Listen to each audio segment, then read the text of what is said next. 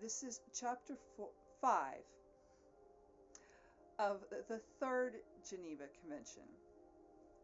Religious, intellectual, and physical activities. Article 34. Prisoners of war shall enjoy complete latitude in the exercise of their religious duties, including attendance at the service of their faith, on condition that they comply with the disciplinary routine prescribed by the military authorities. Adequate premises shall be provided where religious services may be held. Article 35. Chaplains who fall into the hands of the enemy power and who remained or are retained with a view to assisting prisoners of war shall be allowed to minister to them and exercise freely their ministry amongst prisoners of war of the same religion, in accordance with their religious conscience. They shall be allocated among the various camps and labor detachments containing prisoners of war belonging to the same forces, speaking the same language, or practicing the same religion. They shall enjoy the necessary facilities, including the means of transport provided for in Article 33. For visiting the prisoners of war outside their camp, they shall be free to correspond, subject to censorship, on matters concerning their religious duties with the ecclesiastical authorities in the country of the detention and with international religious organizations. Letters and cards which they may send for this purpose shall be in addition to the quota provided for in Article 71. Article 36. Prisoners of war who are ministers of religion without having officiated as chaplains to their own forces shall be at liberty, whatever their denomination, to minister freely to the members of their community. For this purpose they shall receive the same treatment as chaplains. Let me say that again. They shall receive the same treatment as chaplains.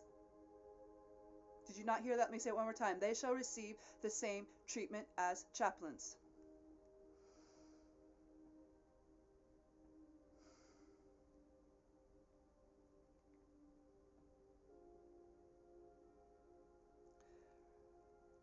Retained by the detaining power, they shall not be obliged to do any other work.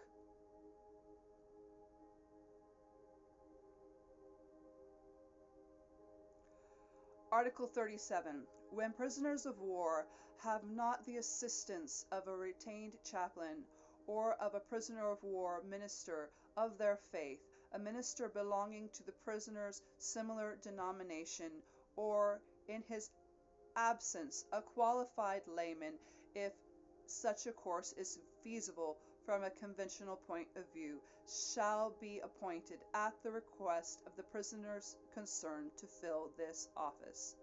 The appointment, subject to the approval of the detaining power, shall take place with the agreement of the community of prisoners concerned, and wherever necessary, the approval of the local religious authorities of the same faith. The person thus appointed shall comply with the regulations established by the detaining power in the interests of discipline and military security.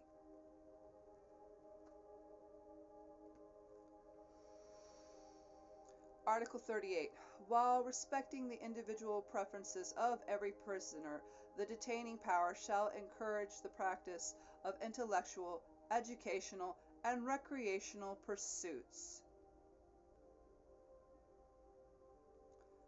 While respecting the individual preferences of every prisoner, the detaining power shall encourage the practice of intellectual, educational, and recreational pursuits.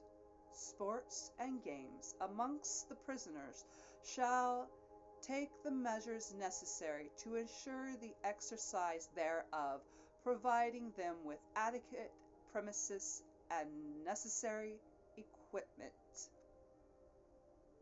Prisoners shall have opportunities for taking physical exercise, including sports and games, and for being out of doors. Sufficient open spaces shall be provided for this purpose in all camps.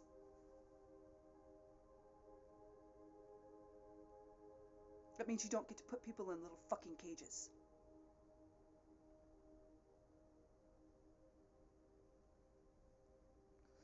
Alright, with regards to the present,